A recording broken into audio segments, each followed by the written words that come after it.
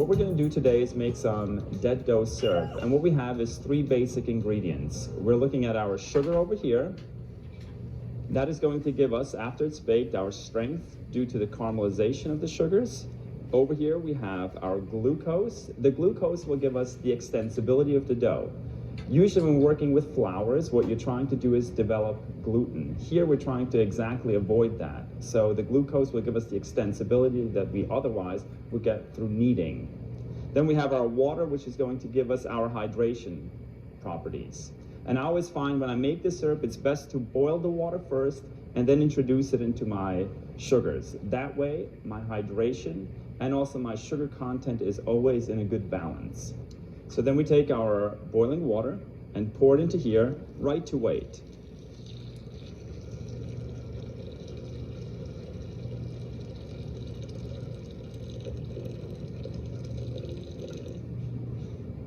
And because we have our glucose in here, I would recommend with the boiling water, just stir it real quickly just to help it sort of absorb and dissolve into the hot water.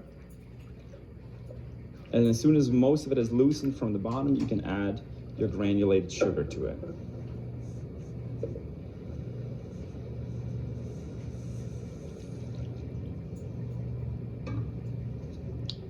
Once all your ingredients are together, I would recommend stir it and then set it aside for about 4 minutes.